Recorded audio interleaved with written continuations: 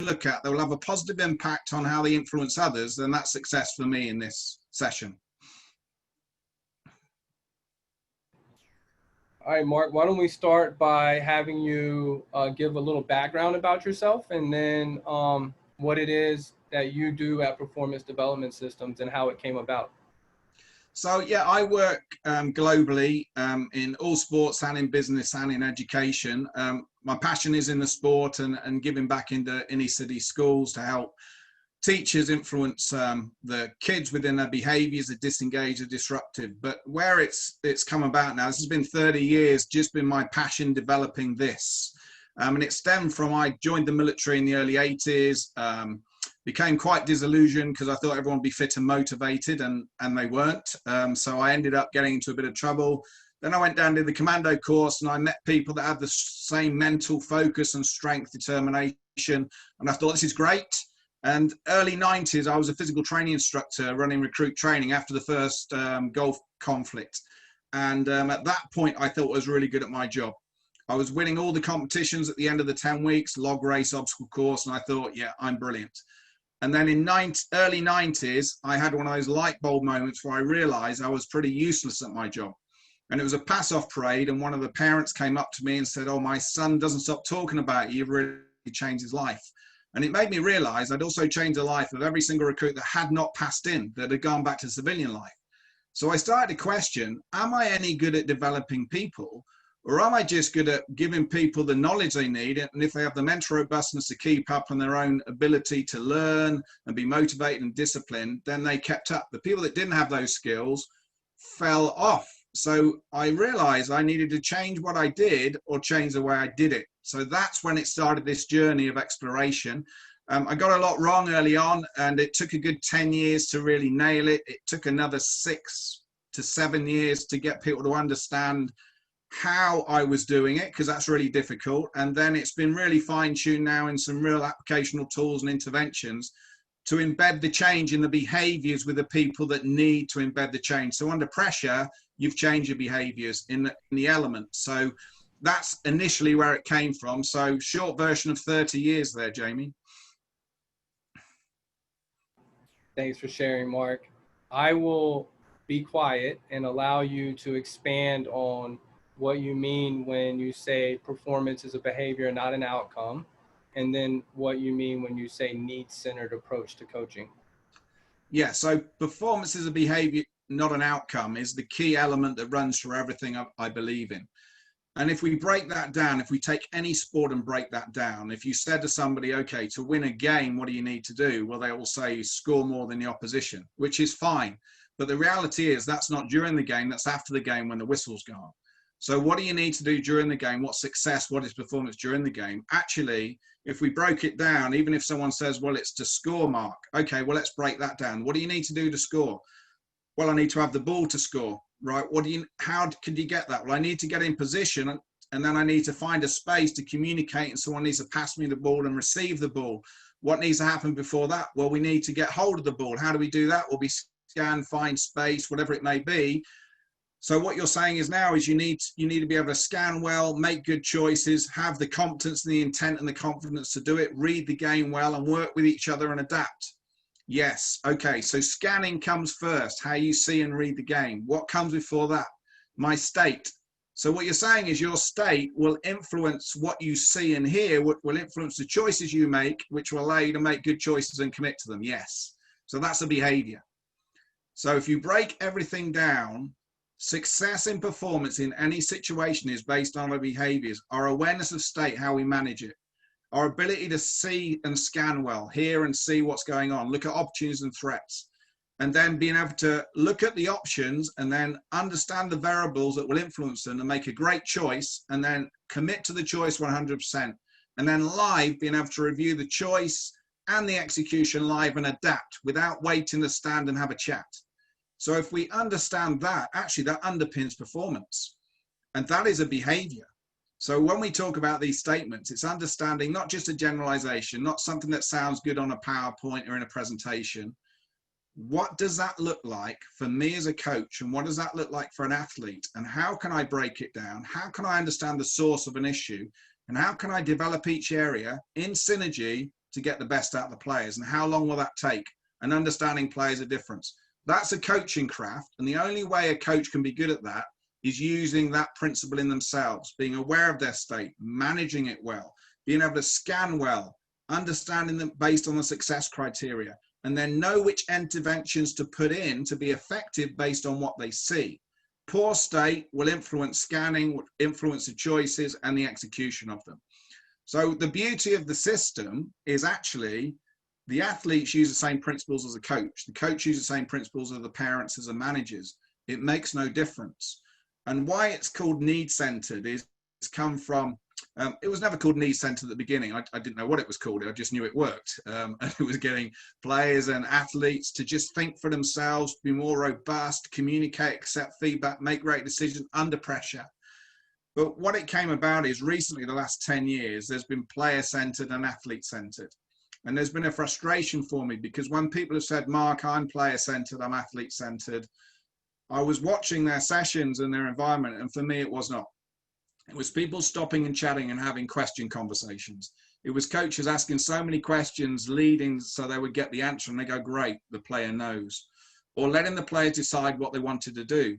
So Alan Keane, who's one of the guys, a GB basketball coach I've been mentoring for 10 years, we had a discussion and we said, well, actually, Alan said it's more need-centered because that's what we do. We identify the needs. So we've had to switch the name, not because athlete-centered is wrong, it's because our interpretation of athlete-centered wasn't what other people are doing. So that's why I renamed it, if that makes sense, Jamie. Yes, Mark, makes plenty of sense. Like I said in the beginning, it was something that it took me trying to implement within my own environment to really understand what you were talking about. But there's so much in what you just said to unpack. So can you expand a little more on what you mean when you say scanning? Like Yes. from a coach's perspective. Yeah, so if you think about it, a coach should be an influencer. So a coach must be a mentor, a manager, an instructor, a teacher, a facilitator, but they must be an influencer. But what we need to understand as a coach, I use this reference called Lighthouse. What I mean by that is at the beginning of the season, even with coaches and players, we need to establish what is the lighthouse. The lighthouse is if I was to watch the team I want to develop in a live match, what would I see and hear? What would be the dream? And really break that down into the detail. Once you've done that with a team, you need to ask yourself as a coach, what would that look like? And that's your lighthouse, that's your reference. Then every single practice session must be connected to the lighthouse. So why am I doing this? Does it help us achieve the lighthouse? Self-thinking, self-managing, adaptive team that will make great decisions under pressure without the need for the coach relentlessly and accept feedback from each other and adapt, irrelevant of the scoreline referee decisions. What does that look like? So then when we look at the coach and what need-centered is for them and the scanning, it actually stems back to state. So we've seen, and there's so many times I've had this, Jamie, where I've watched coaches in practice, and some of them, their state has been really good and they've been great influencers that know when to step in, when to say, actually, guys, no, you don't understand, it's this, and when to go, right, I'm just going to manipulate the live play for them to problem solve themselves. I'm just going to take this player out and do a little one-to-one and say, okay, what are you seeing? Brilliant. You put them into a game situation, they're like the Tasmanian devil. They have no awareness of their state. They start shouting, swearing. They're not making good choices. They're actually not communicating effectively. Remember, effective communication isn't this loud, clear, and all this nonsense. Effective communication is if it has the desired impact. So if I'm in pressure in a game and I need that player to be more in the present, they're starting to allow a missed tackle or a poor ref decision to negatively influence their performance. I need to know, right, what do I need to say and how do I need to say it to get that player playing to their best again? Jamie could be different than Johnny, that could be different from Stevie or Sarah. I need to understand and be sharp. So my state will influence that because the state in me will stop me getting caught up in the game. It will allow me to be present. Then when we talk about scanning is how we don't follow the ball, how we don't get caught up in the scoreline. We're actually scanning the whole, everything, and we're looking for all the opportunities, threats based on pre-agreed behaviors. So this will get in a bit more detail, Jamie, but bear with me. What we need to understand is we pre-agree what excellence is. What does that look like? So excellence is doing the best you can with what you have in the present moment. But we've got to know, well, that sounds good, but what does it look like in defense? What does that look like in transition, in offense? What does that look like when we get a bad call? What does it look like for us? What would be unacceptable for us? What would be exceptional? So then we look at the behaviors we need to on that. So I'm present, I'm scanning as a player, I'm committing to things 100% commitment, I'm backing my players, I'm accepting feedback and acting on it.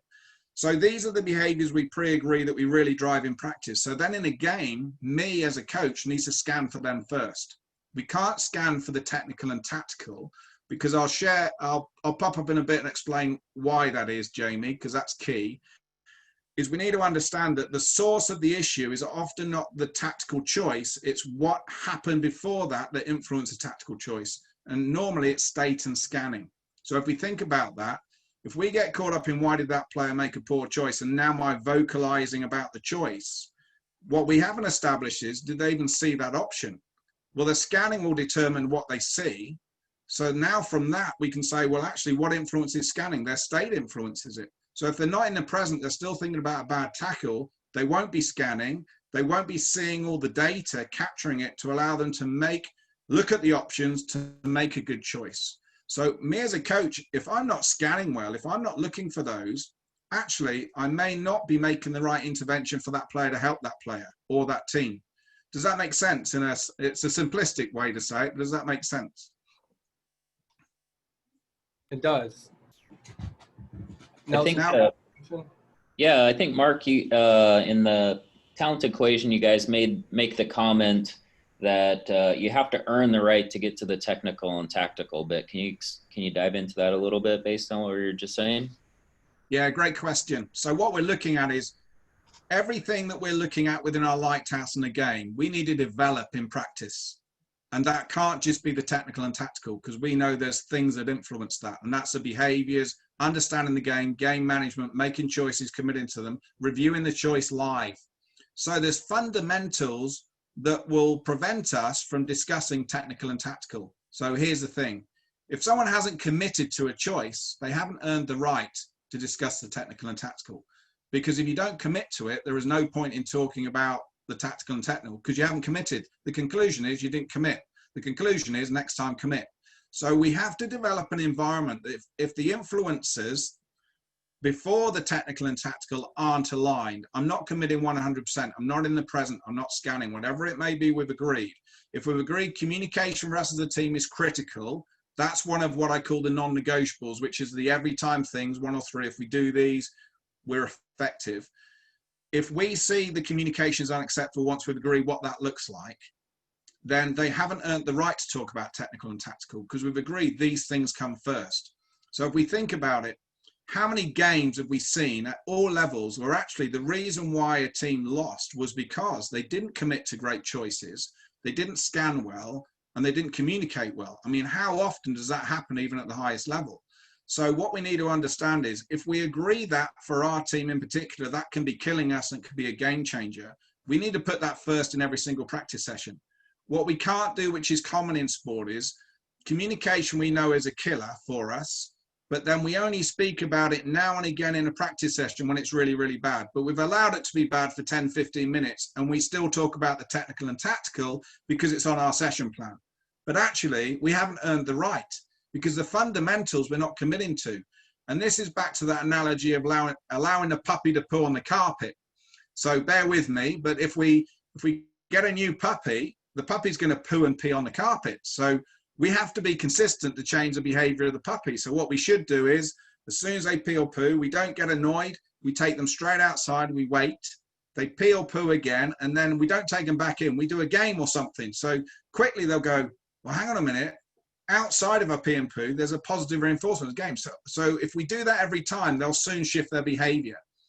If we did it now and again, so if something was on TV and we wanted to watch the last 5 minutes, and then the puppy was like, oh, I've just pooed, I'm looking, and we'll leave it this time, then actually we're not being consistent in our intervention of what we've agreed. So therefore we will not change the behavior of the puppy. It's the same with athletes.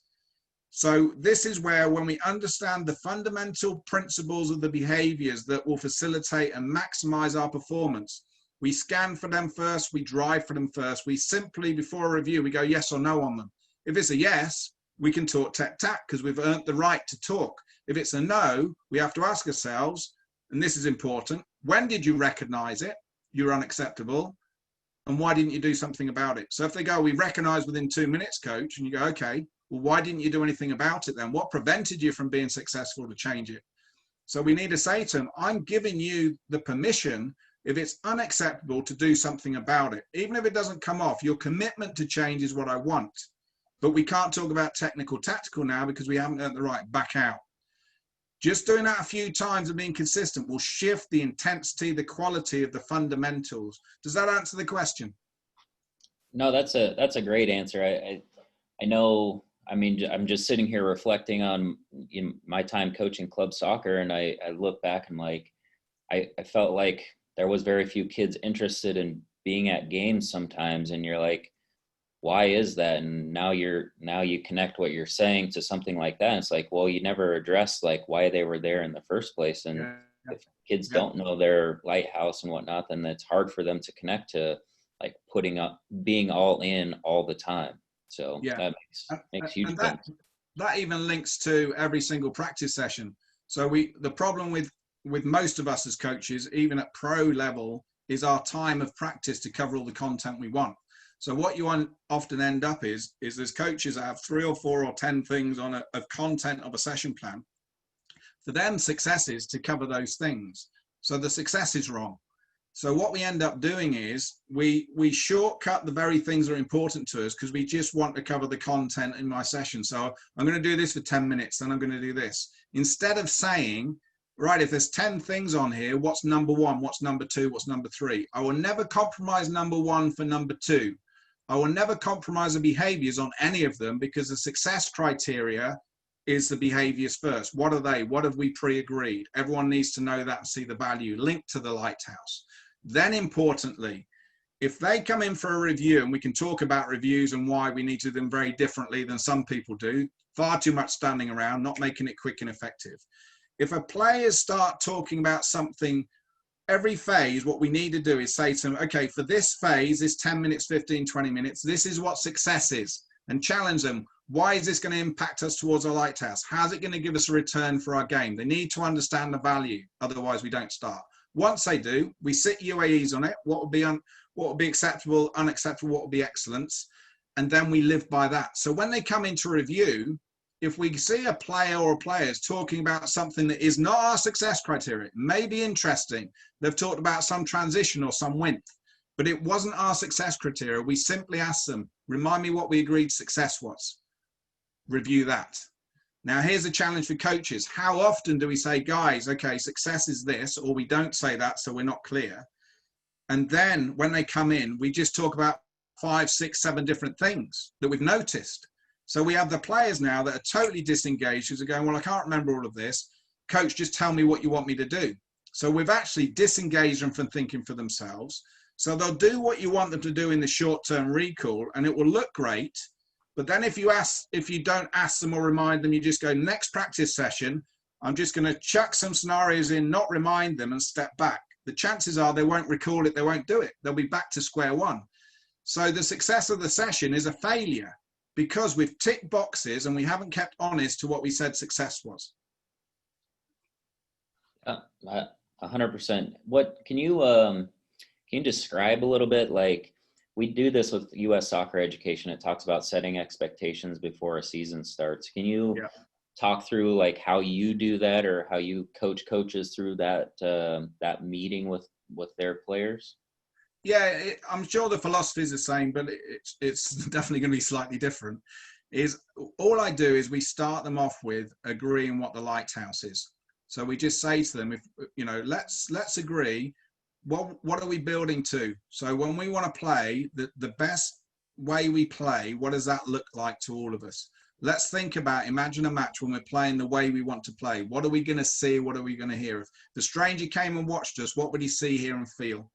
So we want, and then we load the details in. So we want them to be going, right, we understand our role, we're confident, we understand each other around us. We're in the present. We're not getting caught up in emotion with anything. We're understanding how to regulate us. We're scanning well. We're seeing all the opportunities and threats. We're never being switched off. We're always looking ahead for opportunities and threats. We're making good choices and committing to them 100%. We're not allowing the scoreline or the opposition to negatively influence us or the referee. We're relentless and patient, but we adapt based on what we see in front of us, and we have the confidence to do that. We understand that Jimmy, when Jimmy gets wound up, I know the right thing to say to Jimmy to get them back on. I know the right thing to say to Sarah. We accept each other's feedback. We act on it. We engage. We're consistently relentless. That's what we need to play like. And you can put other details on. Once we've agreed that, we just ask them then and say, okay, for you to do that, what's my role as coach? To help for you to be successful, to live that in a match, what do you need from me? So that's when we have that understanding. Well, we want you to support us, coach, but actually it should be us making the decisions. We want to read the game. So something you don't see, but we should have the confidence to adapt live. But you need to understand us and help us. So we're feeling down, no, to say the right thing, to help us be the best we can be. So now the coach needs to realize, well, I need to manage my state. I need to understand how to press everyone's buttons. My cap is to help you be the best you can be in this moment. I might stress and challenge you in practice, but right now is how can I help you be the best? So once you reference that and we know what that looks like, the lighthouse in a match, then we backtrack and say, okay, so what does practice need to look like in order to bring that alive? So if we're saying we need to do this every time under pressure, relentlessly every time in a game, what do we need to do in practice to bring it alive, to develop it? So then all we do is, and this is a real fast track way, we go, let's play. So literally you have a practice session, you say, right, there's 2 whiteboards either end. I'm going to split you into 2 teams. And if they don't know the names, just put bib numbers on. But if they know the names, great. And put the bib numbers or the names of the opposition on the board. And we say, here's what you're going to do. You play how you want to play. After 3 minutes, I'm going to blow the whistle. You as teams sprint to your board, and I want you to identify the strengths and weaknesses individual in your opposition, and as a team, and a strategy to overcome them, to be more effective against them. And then I want you to live it. And we're going to go another 2-3 minutes.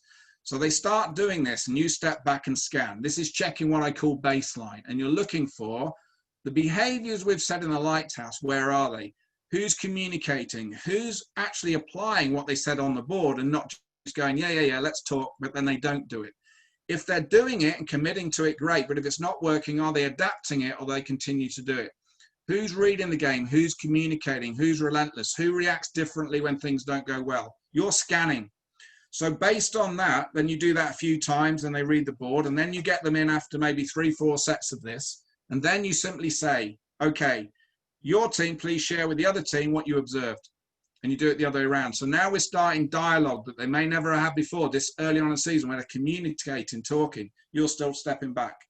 Then you show them the lighthouse and go, okay, let's reference where were we every time on our qualities for the lighthouse? Where were we sometimes and where were we never? Now we say, okay, now we know what we need to do to build the lighthouse, because we've just identified the area we need to work on. And then based on that, you put your UAEs, your acceptable, unacceptables, exceptionals of, if we could pick 1 or 2 behaviors or 3 that would give us the biggest impact in every single practice session in the game, what would they be? We agree then, what do they look like? There are non-negotiables. And then all you do is you just continue to build based on that. So imagine how quickly in one session we've developed dialogue player to player. They've been interacting straight away. They're having to think for themselves without restriction of the coach. And you're just listening, watching, and understanding. So that's a shortened version, but that is my start point. Man, I have a ton of questions that I have with that. Like, how do you set up the player to coach feedback and having coaches take that sort of feedback? Like, how am I doing as a coach for you and for the team? How do you establish that dialogue? And then I guess this kind of goes with the latter part of what you're saying is we talked about asking questions and toolkits and interventions. Like, the feedback we get with practice play when we're saying spend some time observing is that, oh, we're paying this person to coach, they're not doing anything. So the importance of scanning and like how much you intervene and stuff, because we want the players to own their experience. But can you dive into a couple of those things? Yeah, so one thing we need to change the way they view of what a successful coach is, and that's we have to have that discussion early on. So that should link to the light test when we go, what do you expect from me in a game? And then we say with practice. So we need to share with them that my job as a coach, my aim should be to make myself redundant, because I'm not the one playing out there, you guys are. So there's times in practice where I have technical and tactical expertise that you don't, I want to share with you. And there's ways I can manipulate the game on variables to help add pressure and make it easier and harder for you. But my job is to help you understand the game better, help you make own decisions for yourself live, not by the side of the pitch, understand each other and commit to play without fear, play well in the way we want to. That is my only job. So every time I remind you and shout the answer when you're live before me asking you, I've now inhibited our lighthouse, because that's me helping you when I shouldn't be helping you. Every time I come in and tell you the answer instead of you working out live, I'm inhibiting your growth to the lighthouse. So just explaining that to them, you can see the light bulbs going, so I haven't thought about it that way before, because all they've known is their expectations based on their experience of coaches in the past, where they may have shouted commonly. When they've come in, they may have asked the odd question, but then the coach feels he needs to talk for 5 minutes and tell them all the answers anyway. And there's lots of standing around. You'll never get a player going first in the live dialogue. So one of the reasons we need the tools we need to do, we need to teach people how to self-review. We don't do this well enough. So for me, and this may go against the grain, but bear with me and I'll explain, we need to get to a point as a coach where we never have to ask a question. That should be one of our goals. Now, that goes against a lot of people's thoughts, right? But let me explain. Why do we ask a question? Well, we ask a question because we're still seeking information. So what if we see the answers live, and then the players come in and we just say review over there, and they provide us with the detail of, okay, coach, this is what I saw. These were my options. These were the variables. I went for this choice. I definitely committed. Execution was good. Would I change anything? Actually, based on what I know now, I'd have gone for this choice. And that's the only thing I change, or I wouldn't change a thing. The coach is now listening. And because there's a process of review, you can see there scanning, options, variables, choice. Yes, I committed. This is what I change in execution or choice, bang. The coach is just listening. So that's no questions. And now the coach is getting all the details the coach wants from the player. Now all they need to do is, I use the principle of player first, player last. So all we do now is players go on first, they're reviewed because we've taught them, so it's dialogue from them. I'm listening. If they nail it, I go, great, show me. Or I go, okay, what if this happens? And they go, well, if this happens, coach, I'll do that. And you go, great, show me. Or you go, could you give me more detail over there? I just want to understand that a bit better. And they give you that. And you go, great, okay, so what are you going to do now? They tell you, great, show me. So look at that. We get to a point where actually our aim should be, we don't have to ask questions because we've taught the players how to self-evaluate in the detail and the process we want. So we're listening. Then we can put in challenges and descriptions so we can manipulate the game. We can load pressure, all these things that are out there to see if they can still make the right choices. And then there's other things. So how we do the group reviews is very different than traditionally. How we do hot one-to-ones, where the player's going on live and we just rotate someone off. Danny, please. Danny sprints in, you rotate him with someone else. Play's still going to go, Danny, talk to me. What did you see over there? Talk to me what happened over there. Danny goes straight into the review process. Well, this is what I saw. This is what I heard. These are my options. I went for this one. Wouldn't change a thing, coach. Coach is listening. They've seen. Now they're referencing. Have you worked out what I saw? Because the player may have done something exceptionally, but their head may have gone down. And you're going, well, hang on a minute. I saw brilliant, but the head's still going down. So I may want to hot review that. It's not just hot reviewing unacceptable. It's hot reviewing exceptional as well. So this comes to another thing. Often coaches only ask questions when something's gone wrong. Well, here's a problem with that. You've just halved the options. So a player's going to come in and go, Stevie, talk to me over there. And that's a good coach sometimes. Sometimes they'll say, what did you do wrong in that pass? Well, coach is asking me, I've definitely done something wrong. I was over here, he talked about the pass. Well, it can only be this. Coach, I should have done this. And then coach goes, great, well done. He knows. Well, no, he doesn't know. It's just a learned answer. So here's another thing is we need to understand is, why are we asking the questions? But if we start now, we look at it even in a match, post-match reviews. How often, when there's a big loss, do we really go down the microscope of detailing the review? And the details is really specific. But a big win, we go, oh, that was great. And it's very generalized. Here's the reality. If your reviews are effective, they never change in detail, irrelevant of the scoreline or the performance is exactly the same. And it's based on what do you see, what were the options, what was the execution, all the way through. That is giving you the data you need, their understanding.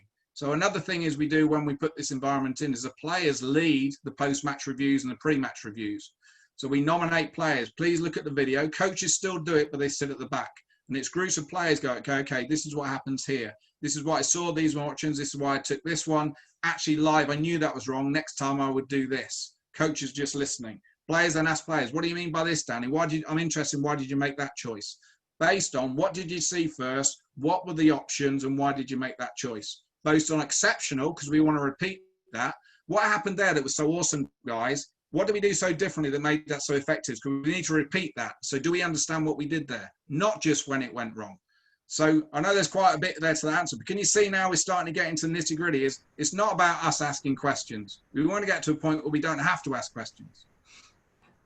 So Mark, what do you say to the coach who listened to what you just said, but makes the observation that at their level or age that they coach, that maybe that's not something they can implement? Yeah, and I totally get that because I've never experienced it, because you don't know what you don't know.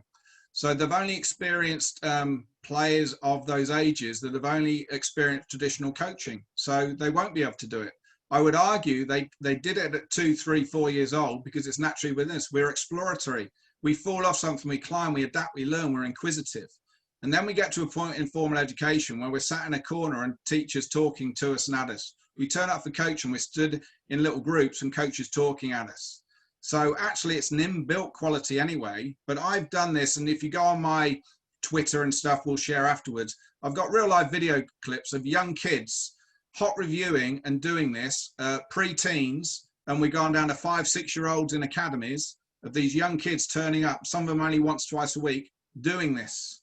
So you can do it, but here's the thing, the environment and culture needs to be right. The coach needs to understand how to sell it and how to share it, to embed it, to help it flourish, to be consistent, and understand how to teach the review process, the action review process. So if you give them a framework where they can think in the way you want them, if it's consistent, so initially you will ask the questions, what did you see? What were your options? Anything would have influenced those options, they're the variables. Okay, so what are you going to do? You can do that before and you can do it afterwards. So talk to me about, would you change anything in the choice? How was your commitment? So the first rule is we just say, excellence is doing the best you can with what you have. Just make a choice and commit to it. If you do that, I'll be really happy. I will never be annoyed if you make a choice and commit to it, because we can discuss that. But here's the thing, you have to then live by that. So then you can't get angry if a player doesn't make the right choice because you shut them down. So for me, I understand why coaches don't believe it, because they haven't seen it. But it does happen every single time you set up the process and you're consistent with the process, which is a coaching skill, because you need the tools, right? And then you need to be skilled in the tools and be patient and consistent to be effective in the tools. I think the word that just stood out to me was patience, because I was one of those coaches that didn't think I could implement it because of the age of the player I was coaching. But once I committed to it and believed in it, it took some patience and a little bit of time, but you see the transformation process start to happen. And this was with 9, 10, 11-year-old kids. Yeah. And what's interesting, what you said there, Jamie, it's really important, is when we take any sport, whether you take that a swimmer, a gymnast, a soccer player, a rugby player, it doesn't matter. And you look at a technical piece of skill and you go, right, a novice, I want you to do that straight away. Any coach would say, the chances are I'm not going to do it straight away. You might get the odd one, but it takes patience. They need to practice it to get good at it. They need to rep it in an effective way, game-based as well. So they understand that. So as soon as you connect with, well, the thinking process is the same. It's a new skill. So if we're consistent with them and give them a framework, they will get it. But some will get it straight away, but some will take longer. So just think of it as a new skill of skill acquisition, but how clean we are, how simple we make it, how consistent we are with our language makes it so much easier. So I can go in And I do that when I run the master classes around the world. I do a morning of talks, and then after lunch, they give me a team I've never met before, and I have an hour, 90 minutes, and I just lead the session, any sport. And within half an hour, 40 minutes, you've got these kids that are self-reviewing live, adapting their intent, communicating. But I'm skilled at it. But it doesn't take long if you understand the simple framework to use. That's the beauty. What's the ABC? Which goes back to Jamie, the challenge with all these podcasts at the moment. A lot of people are talking philosophy, using the words, which is fantastic. But coaches need the how to. They need, well, that's surface level, but how do I do it? I need that. What does that look like to us? And I think that's where my systems are a little different. It's for the practitioner. Did you want to go? I could pop up just an action review process if that's of value. Yeah, please. So this is just one variant, but you'll see. And I've just picked this up. I use this, and you'll see now, this is just a company, a corporate company in leadership and change globally around the world I'm working with at the moment. Nothing changes. So this is the action review process, one of the tools. So bear with me when we work through. So first thing is, obviously when we're looking at behaviors, we're looking at state first, but then we're looking at scanning, collating the data. Then we're looking at options. What are the options you see? Now in practice, this is important that we don't eliminate any option because we can grow from them. What I mean by that is, we want players not to just go for the one or two options they always go for. We want them to go, but what are all the options? If we can improve our skills as a team, which we will do, what are all the options? So now we're understanding the game. Well, actually, we've got one here, one here. We can't do it yet, but I'm now scanning and looking for the options. This helps them understand game management, even if we're not ready yet. The next thing is okay, what are the variables that may influence your options? So this is an example. Let me give you some. Danny, I can run a ball now, a long ball through, and Danny can sprint onto it. But the variable is Danny's not looking at me. There's no way I can run that ball because Danny's not going to see me, not scanning for it, is not going to contact. Danny's knackered now. He could do it early on in the game, but there's no way he's going to. So I need to adjust that ball or that pacing. Danny's just had a missed tackle and his head's not in the right place. Danny's out now. That's not an option. Or I've got, right, opposition now. This guy that's defending is super fast. He's going to come up. I can't do that option now. With someone else there, I could have done the option. This is where I talk variables. The variables will cut down the options. Then we make a choice based on what's left. We just commit to one, 100%, and then we review. Did I commit?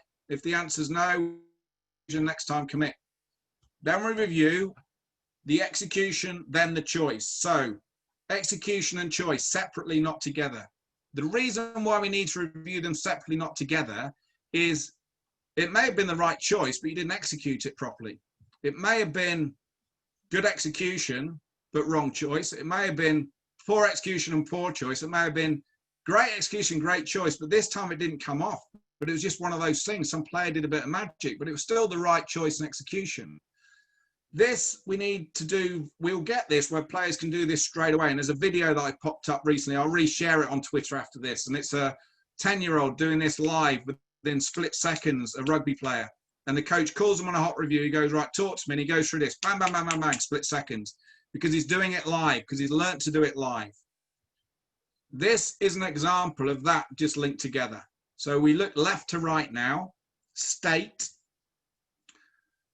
This is important. This is something we need to develop with everybody, not just coaches and the players, because this is something we don't work on well enough in school education and in senior.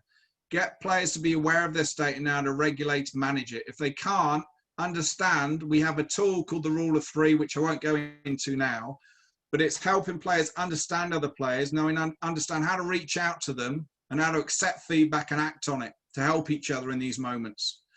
Then we've got the scanning. Then you have the options, then the variables, then the choice, then did you commit, then review, did you commit, then review, choice, execution.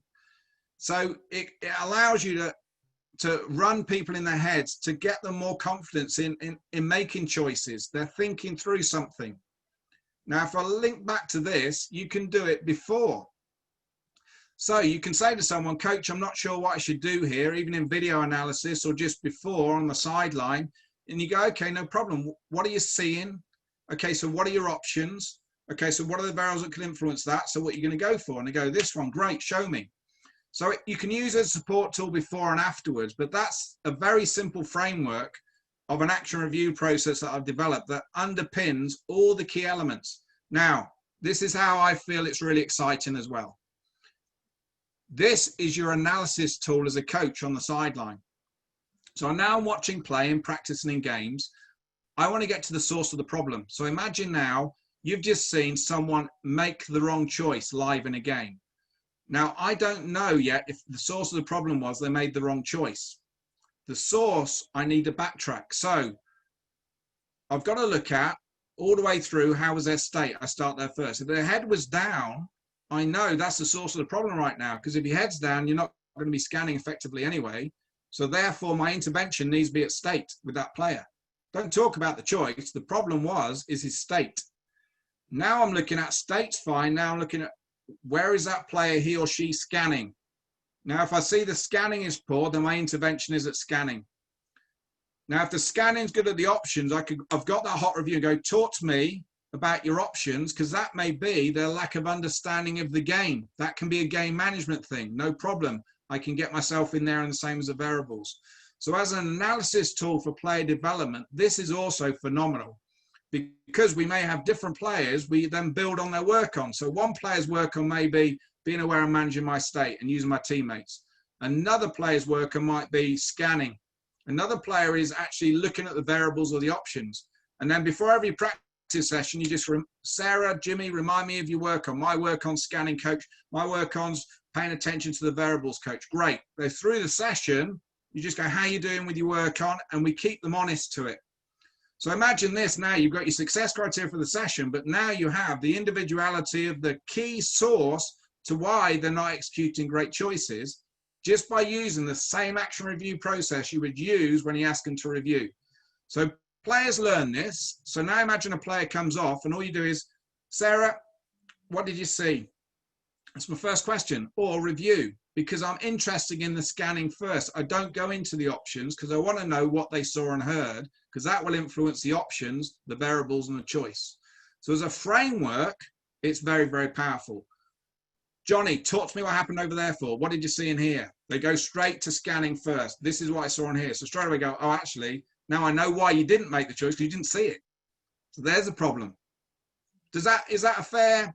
You got any questions on that, Jamie or Nelson? I think that how long does it take a typical player to get used to all of this? Like, this is amazing, and I love the state first. Like, that's so. I think that seems very key to a lot of this. So, how long does it take? You will get in reflection in live. So live reflection. So what I mean by that is, my principle is that players, when you come in to review a segment of practice, they only need 60 seconds to review. They don't need any longer than that. So what I tend to do is before I practice, I'll put them into 4 or 5 groups or 6, whatever the numbers are, but smaller groups. So say, guys, every time I blow the whistle for a review, you go into those groups, you sprint in, unacceptable would be to jog in. You got 60 seconds, you review the non-negotiables and what we said success was. So what they do is they use this framework when they're in that group. So then when they come to you, you use the same question, okay, and you nominate. So it's no one can speak.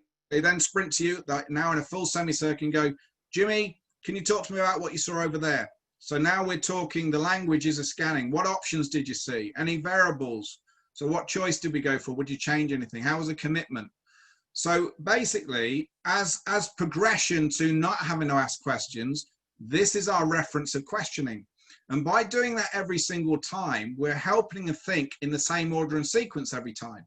So very quickly, you'll see some of the players straight away go, oh, I'm doing this live on the pitch. Every time you do a one-to-one with a player, talk to me, what did you see over there? You go for the scanning first. What options did you see? Any variables that would influence that? What about the choice? Would you change anything on that? So it's always asking that process. So you've seen, now we're referencing, have they connected with? Does that make sense? So I find, because I'm quite good at it, obviously, it would be good if I wasn't, would it?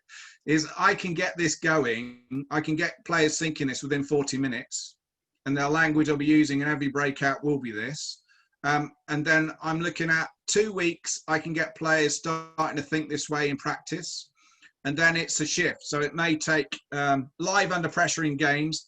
Some of them, the referencing will just help them get back on. So when they come in a bit flustered, you just go to, okay, what did you see? So immediately you switch them back to the process.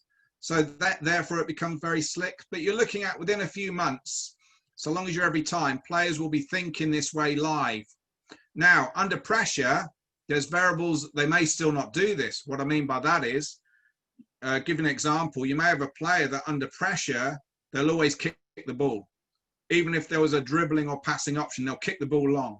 So the scouting will know, right, just put that player under pressure, and that's what they'll do. So that isn't, they may still do this and may still go, right, I'm scanning, right, I've got an option here, but under pressure, my habit is I'm still kicking it because there's a fear thing to success.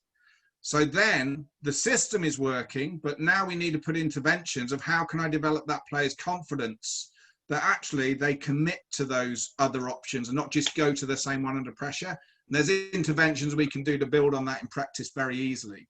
The other one we can do is, what you'll find is when players start scanning better and collating the data before they get the ball, you'll find they'll start to make better choices. So even under pressure, what you often find is now, even at top level sport, they don't scan well. So what happens is they'll only start looking for options when they're starting to receive the ball. So now the speed in which they have to make a choice is very limited. And that's why often they don't make good choices. They just go back to their habit choice. If they're scanning well, what you'll find is because they're capturing the data, they're seeing their options. So when they get the ball, the decisions have already been made that allows them to make a good choice. Does that make sense? So it all builds, it links into a lot of other elements, but I don't want to go too much into them to lose everyone. But that's the simplicity of the framework. The rule is the framework you use for every situation. So the language is the same, the simplicity is the same. We're getting players to think in the way we want to. We do this again in video analysis. If you do video analysis with the players, we go, okay, talk to me. I'm just going to run a video. I want you to scan it. And then I'm going to pause the video and it's going to be on for 10 seconds. And then I turn the video off. And then I want you to tell me, what did you see? What were the options? What were the variables? What were the choice? So it's a great way of using video analysis using the same framework. Again, in a video, watching back, okay, it's after a match. Sarah, can you just talk me through that here? So instead of just coming up with some nonsense, they're going, right, okay, this is what I saw. So now they're talking through the references of the evaluation. Now, here's an important element to that. Remember, we may see something different to them because we're stood in a different place. This is important. So clearly, what we have to be is I'm stood on the sideline, I'm watching, and I'm seeing something, and I'm coming to the conclusion of the right choice. But the players stood way off into another position. They've executed a different choice. I'm thinking wrong choice. What I cannot do is allow the filters. I can't then start going, that was the wrong choice. I need to get into what did you see? It may be they saw something totally different. They may have been scanning well, but what they saw because of the angle was different to what I saw. So now you know that, you can say, well, based on that, actually, that was a good choice. Back to the process of the evaluation. Does that make sense? Yeah, I think back to like the stock answers that players can give when you ask questions and don't have them go through this process, the stifling of creativity and scanning. I think this all really makes a lot of sense. Like I've even taken the opportunity to ask like professional coaches, like what's missing, like what is needed for players. And it's never like a technical or a physical piece. It's always like, can you execute under pressure and make the right decision? Yeah, and evaluate them live. And I link in something you said there, Nelson. You can use this as a straight in catch point as well. What I mean by that is you can just get them to get to the conclusion to a point. You don't, once you know they're doing this, you just get to the conclusion, right? What would you change, review, if anything? So they'll just go, it's this. So we can get there, but we've always got the backtrack. So if we think, I think you might be guessing there, you can just pick one. So you can go straight to one as a backup question. Say, okay, what did you see? So they've given you the answer and you're thinking, I'm not sure. Right, what did you see? And from that may be, or it may be, okay, well, what were your options? So you've got this as well as a go-to backup to see if they really did think through it or they just jump into a learned answer. So again, that's another way you can use this, a really quick step-in process. Yeah, this is great. I mean, definitely makes sense. I feel like it would definitely take time to get everybody used to it, but invaluable as far as getting players to make decisions on their own. and see the game, read the game. Yeah. And another thing with this, Nelson, is if you always use this and share it overtly, this is it. Share with the value, even send them little slides, you know, on a little screenshot to their mobile cells, whatever, go like, this is how we're going. And you're just going to say, every time we come together, I'm going to ask you this order. So you know what to expect. So after a couple, you'll say, look, you know what I'm going to ask you. So work it out beforehand. So when they come to it, it's always, okay, what did you see? You'll be amazed. Within literally 10, 15 minutes, if you're consistent, you'll have kids, young kids come in and go, coach, this is what I saw. Because they know that's where you're going to start every time, as opposed to the common questions we get are a bit like you just trying to draw an answer out, because you're interested in their view, not you trying to share your view. And that's the subtle difference. You're inquisitive. You want to know what they know and why they came to a decision without fear. I'm inquisitive. I want to find out, I want to help support you. So Mark, can you speak to the value of using this review process with coaches? So yeah. if I'm an administrator or a director of coaching, using this with the coaches that I work with. Yeah, so I use this, my main work is mentoring coaches and managers. And I use this framework in everything I do with them. So if you think about it, let's look at something like, you know, their post-match review on their tactics. They've just had a match and the manager's speaking to the coach, or the coaches are speaking. They go, okay, review. Now, I use hot and cold reviews. Again, it's another subject, but bear with me. The hot review is basically straight after a live practice session, straight after a game, when you're still in the emotion, the heat of the moment, where you might be angry, upset, elated, whatever it may be. You do what I call a hot review. And literally, I set up WhatsApp and Slack groups or in Teams, and they just press record on their cell. And as they're walking off, they just go review. And they just review themselves, okay, how I thought I was, my state, my effectiveness based on my success criteria. Bang, done. Takes 30 seconds a minute. If there's 4 or 5 coaches in the big teams, they all walk to separate corners while the cool down's going on. They do it and they send it. Senior coach goes last, junior coach goes first, so they can't be influenced. Then the cold review is, once I've had time to reflect, watch the video, listen to anything back. When they're in a calm emotional state, they do what I call a cold review. Now they're reviewing and reflecting and go, okay, how was my state? How was my scanning? How was my choices? Now I'm reflecting on my hot review. I was incorrect there. I was bad on myself, or this was wrong. Now I've looked at the video. So now they're sharing these with me and the other team coaches. And now I've got some dialogue of understanding of where the hiccups are. What we'll find is the cold review is generally more accurate than the hot review. And initially the hot review and the cold review are very different. What does that tell me? It tells me that in the heat of the moment, the coach is making poor choices. Either their awareness of their state, they're scanning, because a cold review is the accuracy. What we want to do is, by referencing this, we'll get them to better understand themselves and their awareness in the hot review. So in the moment, they'll be more mindful of scanning well, making good interventions and choices based on what they see and how they interact. So there's an accuracy process of referencing.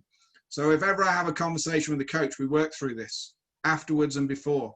Okay, talk to me. Bang, state. What did they see in here? What were the options they had? Even in basketball, why did you have those timeouts? Talk to me. What did you see? What were the options? How did the communication go? Half time, talk to me. And they go through the same process. So it allows them to have an accuracy of reflection that isn't emotionally led, that's letting them to think through the step process. And often by doing it, they'll light bulb the source of the issue, because they've got a reference in to take themselves through. What you'll find with some coaches and humans, we've determined a conclusion already that may be emotionally led or inaccurate based on poor scanning, poor data. And then what we attempt to do in our review is connect our interpretation to our pre-agreed conclusion in our head. So it's negatively influencing our accuracy. So by doing this with the hot and the cold review, it references back to accuracy. So now we can go, actually, I was wrong. I missed this, or I wasn't correct here. Does that make sense, Jamie? Yes, I think that's great insight. I know as a coach, in the beginning, I only reviewed myself on video when I was taking a coaching course. But then as I got more comfortable and confident, I started to review myself more often. And what you said about the hot review and the cold review is spot on.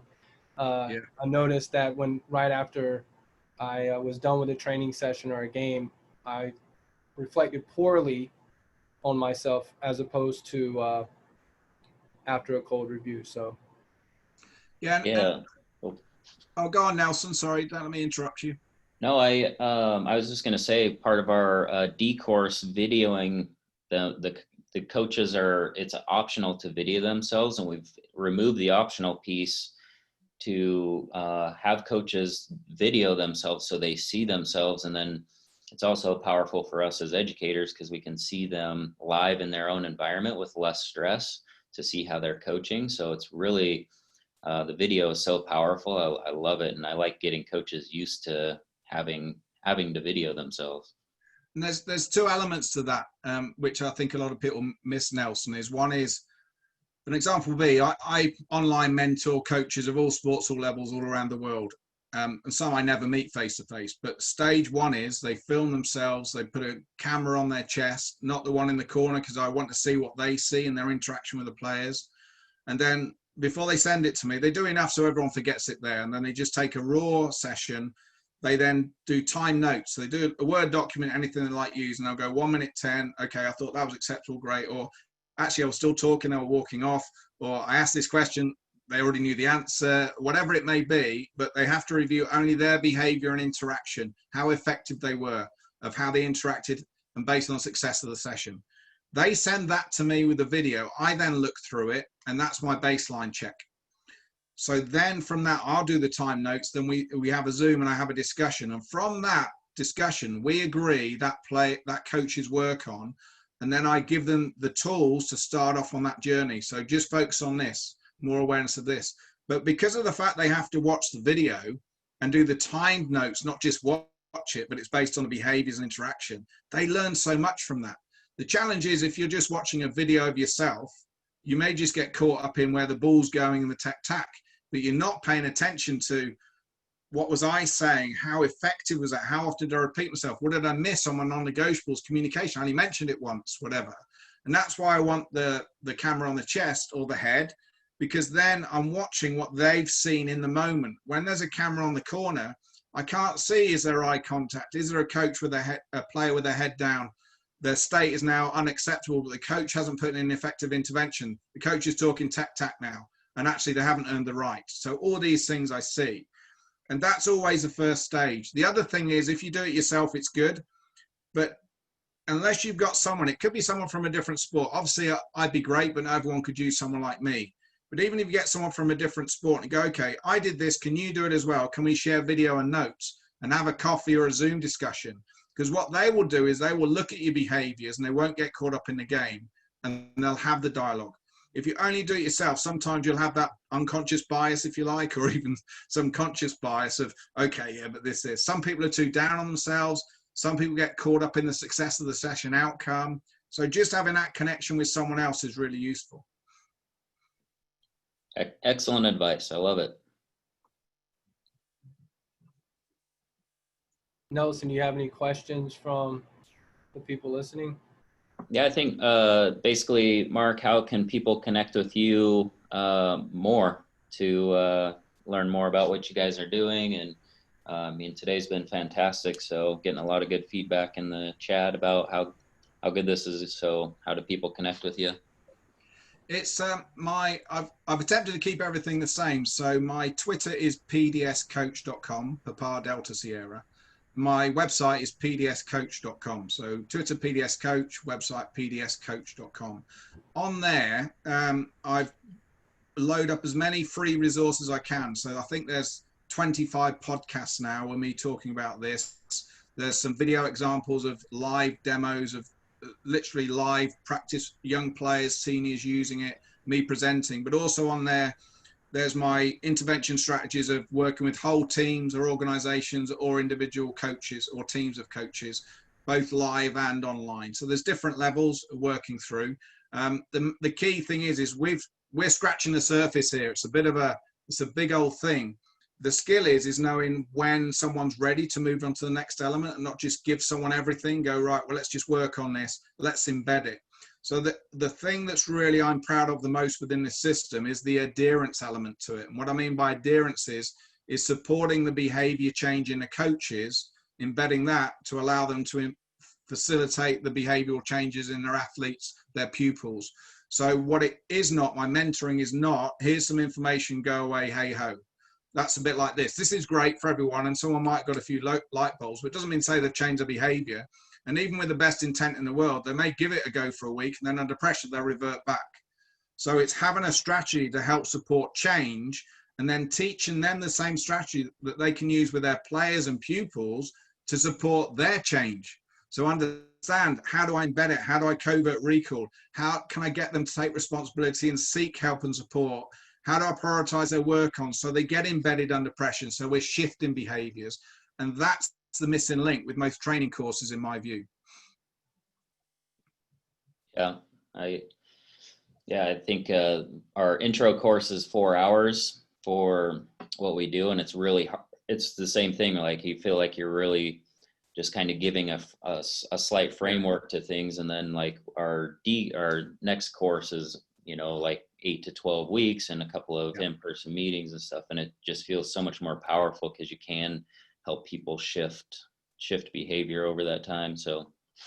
Oh, and the other thing, they may do it with your end, Nelson, but what we're starting to do is I'm teaming up with Alan Keane and a few other guys that I've been mentoring at different levels, rugby, football, basketball, that have embedded this culture.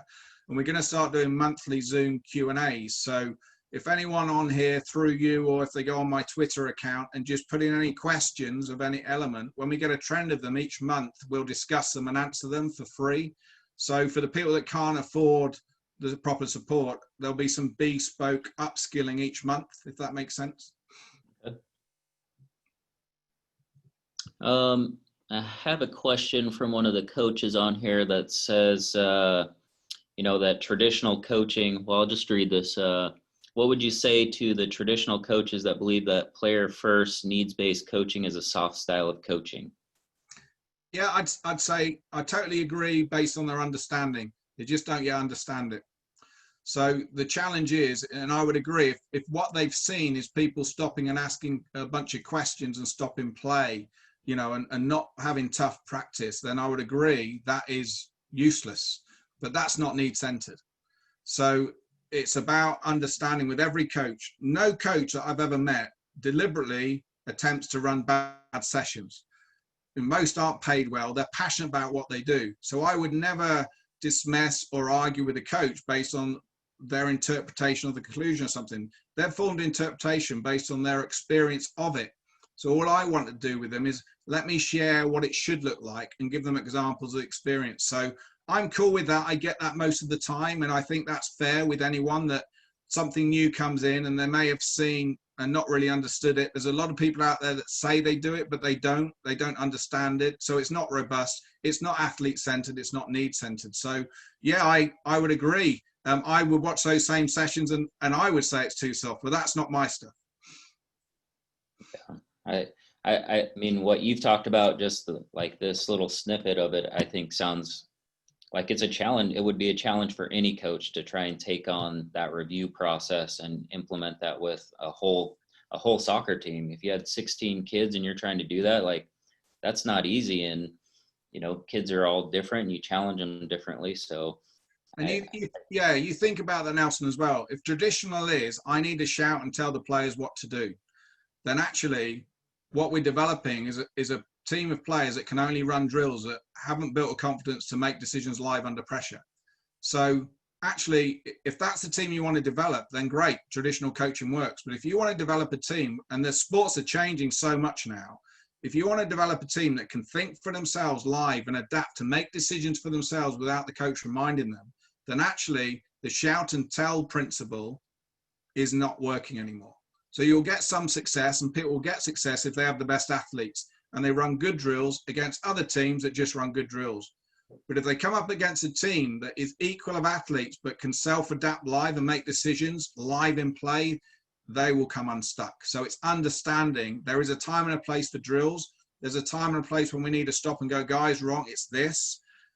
But the accountability of every player needs to take responsibility for their actions, need to commit to every choice and actually quantify why they make a choice live. And there's no laziness. They can't cruise.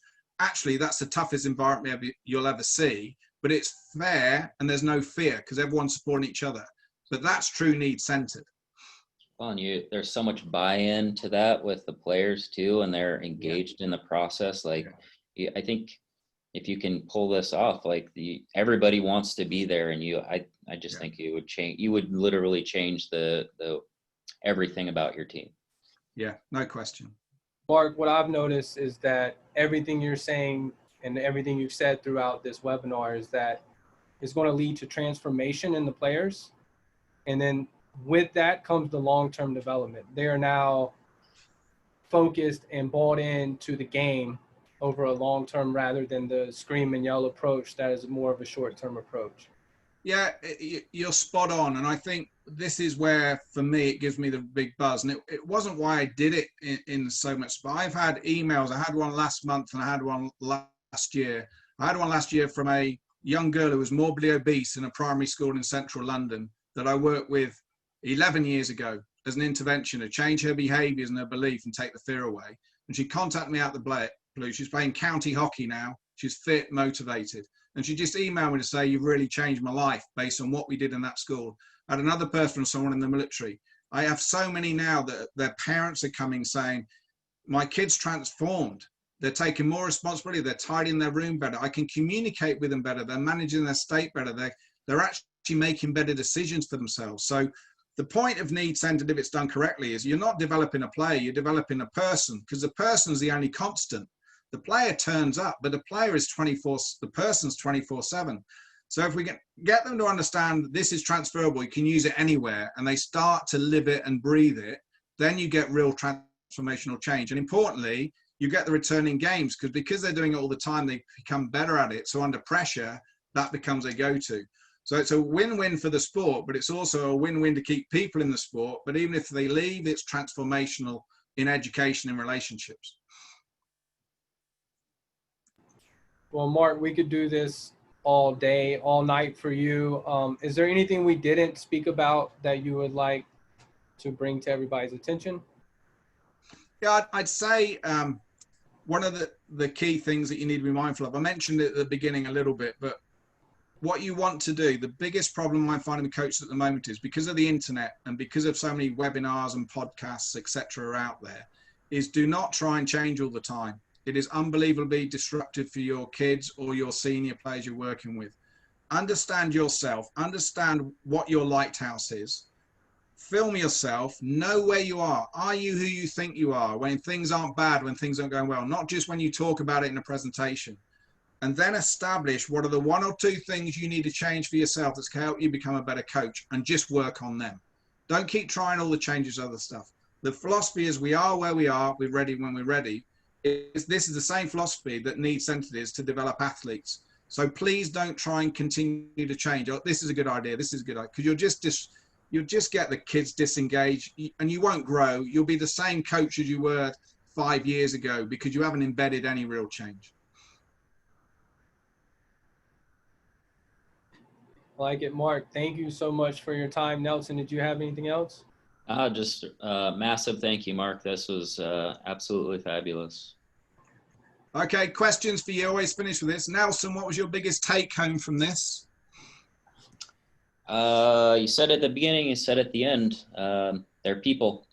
You're developing people. They're not players. And I try to say kids as much as I can, or children or whatever. Like I always want to say that because I feel like the references that references back to them being a human being and not just some player that is a means to an end. Yeah. Jamie, for you, I know because you listened to a few podcasts, what have you taken from this that was different or added some detail on or made you reflect? I would say staying committed to the process is most important to me. Is that it's one thing to listen to this webinar and want to be committed to it, but it's another to go back to your environment and try to implement.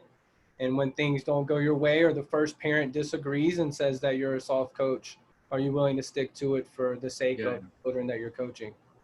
Yeah, and one of the things you mentioned there, just to finish off with, we need to get everyone to see the value in the lighthouse. So you need to speak to the parents, engage them. This is inclusion. When they see the lighthouse and the value it's going to have for their kids, then they get it. Otherwise, what you'll do is you'll change the environment.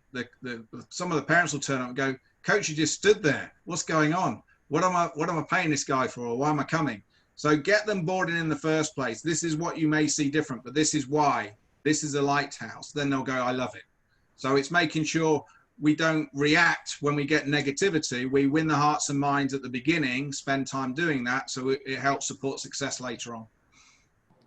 Mark, I could not agree with you more. And initiating that parent engagement is very, very important, and that parent education. And then once again, staying committed to the process. Yeah. Because they will buy in. It just may take them a little bit of time. Yeah. So Mark, thank you so much for spending your evening with us. It's an absolute pleasure to have you on. Thanks, guys. One question I ask for anyone watching, if you are on Twitter, I'd be really interested in what your light bulb is, or if you've got a real deep follow-up question, because that may stimulate our first Q&A next month with Alan on the Zoom. Well, thanks for your time, Nelson. Thanks for your opportunity, Jamie. Much appreciated. Yeah, thank you very much. Thank you, Mark. And thank you, everyone, for being on the call. Thanks, guys.